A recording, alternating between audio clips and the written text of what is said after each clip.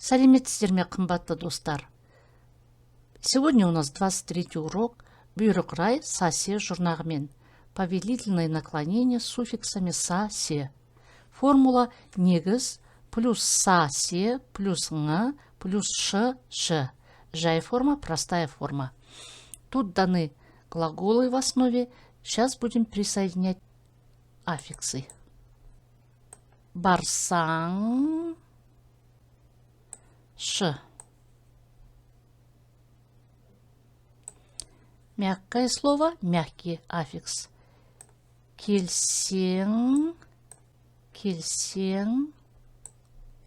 ш. Алсаңшы ш. Жіберсең ш. Итак, переводим. Барсаңшы иди, келсеңші приходи, алсаңшы возьми, жіберсеңші отпусти. Получается, что мы здесь видим?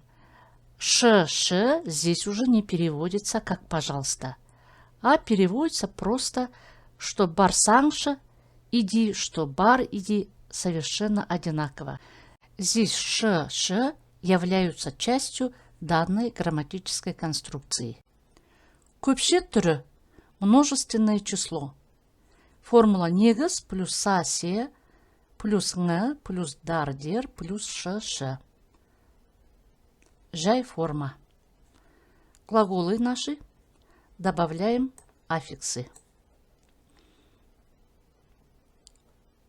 Барса, келсе. Мягкое слово, мягкий аффикс. Твердое слово, твердый аффикс. Алса, жіберсе. Здесь я не случайно остановилась. Теперь попробуем перевести то, что мы написали. Итак, барса, если пойдет, келсе, если придет, алса, если возьмет, жіберсе, если отпустит. Какое тут повелительное наклонение? Получилось условное наклонение.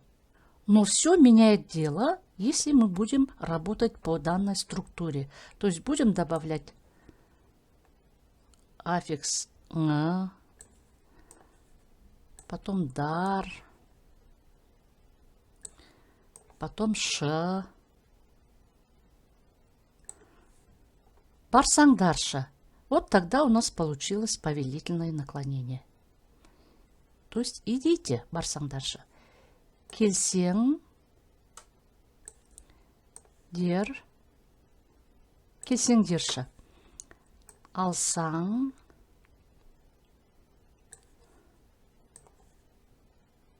дар-шы. Жіберсең дер-шы.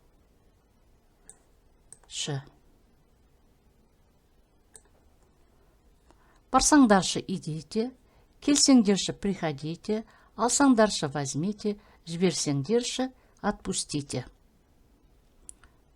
Еще раз хочу напомнить, что ш здесь не переводится как «пожалуйста», а является частью данной грамматической конструкции. Көпше түрі множественное число. Формула негіз плюс са-се плюс ңыз плюс дар-дер плюс ш-ш. Сыпая форма, вежливая форма. Барса, ңыз, дар, ш. Барсаңыздаршы. Келсе, ңыз, дер, ш. Алса, ңыз, дар, ш. Жіберсе, ңыз, дер, ш. Итак, переводим. Барсаңыздаршы идите, келсеңіздерші приходите, алсаңыздаршы возьмите, жіберсеңіздерші отпустите. Мысалдар, примеры. Дүкенде. Мына көйлекті алсаңызшы, сізге жарасып тұр ғой, жарайды, алайын. магазине. Возьмите это платье, вам идет же? Ладно, возьму. Вот здесь раскрывается смысл вот этой грамматической конструкции. Теперь давайте посмотрим. Возьмите это платье, вам же идет? Тут не только просьба, а просьба плюс совет. То есть говорящий уверен в своей просьбе. Он считает, что его просьба или же его совет очень даже правильный. Поэтому он говорит, мына көйлекті алсаңшы. Балалар, көлеңкеде ойнасаңдаршы, мына жерде ыстық қой. Жақсы, қазір ойыншықтарымызды алайық. Дети, играйте в тени. Здесь же жарко.